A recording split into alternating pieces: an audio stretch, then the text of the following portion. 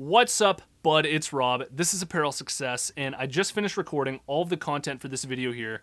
What you're going to experience is a much more laid-back version of myself, and I'm just going to share with you the right perspectives that you need to take in order to actually be successful at the end of your clothing brand journey, okay? This video is really going to get you in the right mindset and get you feeling the right way as an entrepreneur to actually help you reach your goals. I think that this video is going to be great. Here it is.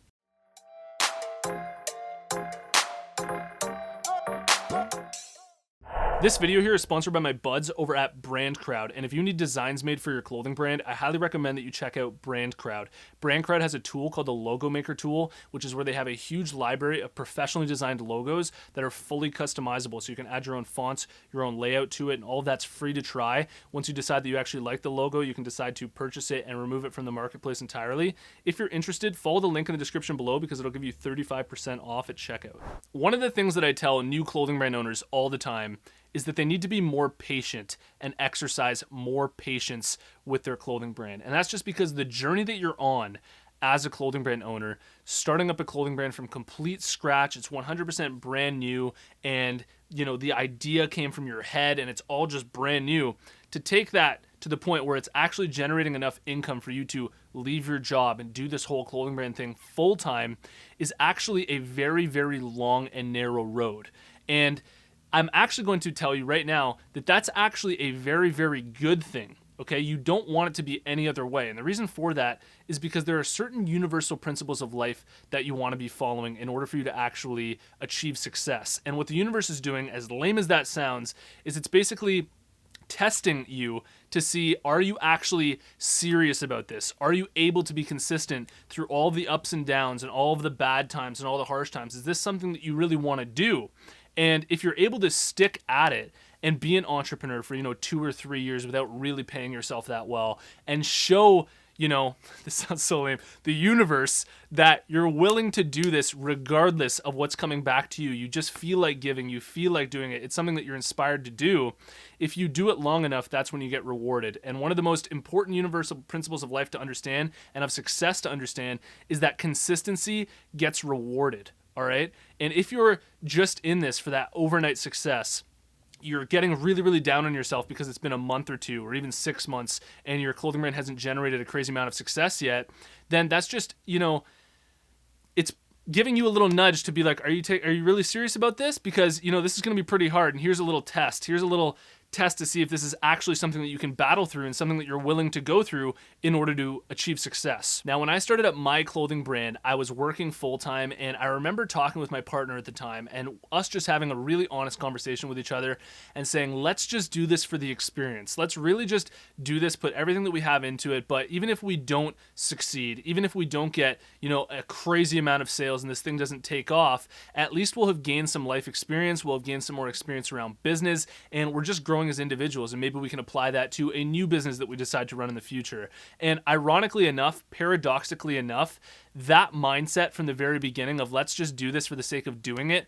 rather than let's just do this to get something in return is actually likely what enabled us to achieve the level of success that we did end up achieving, because we were coming from a place where we're just going to enjoy it regardless, and we're going to do it regardless of what we get back. That being said, I also just think it's really important to put things into perspective and realize that things take time in order to grow. And right now, if you are only, 6 months, a year, even 2 years into your clothing brand, and you don't have the results that, you thought you could get in your head, realize that things may just be a little bit harder than you realized, and that's okay. It doesn't mean that you're a bad entrepreneur. It doesn't mean that you're screwed and that you're never going to be successful. It's all a part of the process, okay? This failure that you're experiencing right now, if it's a failure, this struggle that you're going through right now, if you're struggling, all of that is a part of the bigger game, the bigger picture, and all of that will actually allow you to become successful if you're able to view it as something to learn from and something to grow from, all right?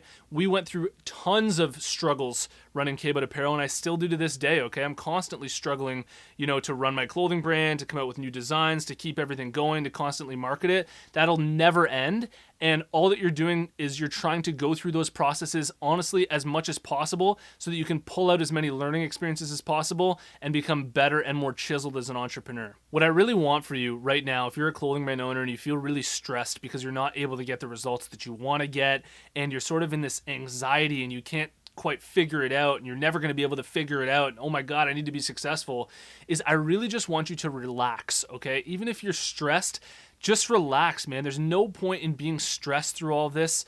Stress isn't helping you at all get to where you want to go. And sometimes if you just breathe, you relax, you enjoy it, and you have some fun while you're doing it, you'll actually be able to think clearer, make better decisions, and actually perform better when it comes to executing for your clothing brand, okay? So just take a breath, take a day to yourself, relax if you need to, and just don't take it so seriously in terms of week to week, even month to month, and just view the whole thing as a process based on you doing this for the rest of your life. Because if you are an honest to God entrepreneur and this is something that you want to do and make into your life, you're going to have to develop this mindset where entrepreneurship is your life. It's just something that you're always going to do and enjoy. And as long as that's the case, why are you going to be stressed about it, right? You might as well just enjoy it. I think that for most clothing brand owners and for most entrepreneurs who are first starting up, the reason why they become impatient is because they're comparing themselves to other businesses where they see them, take off and make tons of money really quickly, and they're just like this overnight success. I mean, I'm even guilty of this.